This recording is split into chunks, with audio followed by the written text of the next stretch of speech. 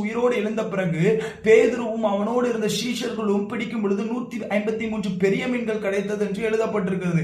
ஆனா வலை கிளியவில்லை என்று எழுதப்பட்டிருக்கிறது. ஒண்ணு தெரியணும், நிறைய நம்ம கர்த்தருக்குள்ள நம்பி அவர் சொல்லி வலைய போட்டு 153 என்கிற ஒரு மிகப்பெரிய அற்புத அடையாளங்களை செய்தாலும் வலை கிளியாது.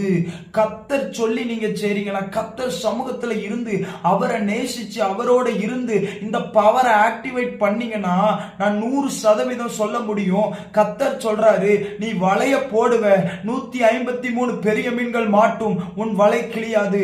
சில தேவ மனுஷர்களோடு கர்த்தர் சொல்லுகிறார், உங்கள் பாண்டங்களில் விலையேறப்பட்ட அற்புத அடையாளங்களை செய்கிற சக்தியை நான் வைக்க விரும்புகிறேன். நீங்கள் கிளிய மாட்டீர்கள், நீங்கள் பாவத்தில் விழ மாட்டீர்கள், நீங்கள் பரிசுத்தமாய் வாழ்வீர்கள், கர்த்தருக்காக எழுந்திருப்பீர்கள். கர்த்தர் சொல்ற தேசத்தை அசைக்க முடியும். எல்லாரும் ஆச்சரியப்படுவாங்க, 153 பெரிய மீன்கள் வந்தாலும் அவர்களுடைய வலை கிளியவில்லையே. சிலர் பார்ப்பாங்க. கர்த்தர் அப்படிப்பட்ட காரியத்தை நம்ம ஒவ்வொருத்தருடைய வாழ்க்கையிலே செய்வாராக. இன்னும் கூட கர்த்தர் இதற்காக காத்திருக்க சொல்கிறார், இந்த பவருக்காக.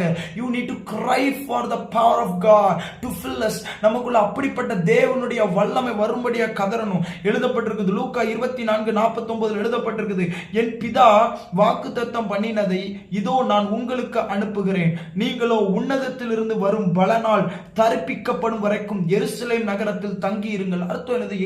எருசலேம்ல காத்திருங்க, ஜெபிங்க. எதுக்கு ஜெபிக்கணும்? அந்த பலன் வேணும். I need your power O lord. அந்த பவர் வந்தா என்ன நடக்கும்? வாயில அந்நிய பாஷை பேசுவாங்க. அந்த பவர் வந்தா பரிசுத்தமா வாழ்வாங்க. அந்த பவர் வந்தா கர்த்தருக்காக வைராக்கியம் அனுபவாங்க, பயம் நீங்கோ, அற்புத அடையாளங்கள் செய்வாங்க. we need such a power. இன்னைக்கு செத்து போன கிறிஸ்தவம் ஒளியணும், புதிய வல்லமையோடு கர்த்தர் எழுப்பணும் ஒரு தலைமுறைய. இந்த வாஞ்சை நமக்குள்ள வரணும். அதனால ஒரு கூட்டம் சொல்ற மாதிரி பவர் வந்தா விழுந்துருவாங்களா? கிடையாது. கர்த்தர் பரிசுத்தமா நிறுத்துவார். பவர் பரிசுத்தமா நிற்கிறதுக்கு, பவர் அற்புத அடையாளங்களை செய்யறதுக்கு, பவர் தேசத்துக்கு முன்னாடி கர்த்தரே வல்லமை உள்ளவர்னு காட்டுறதுக்கு.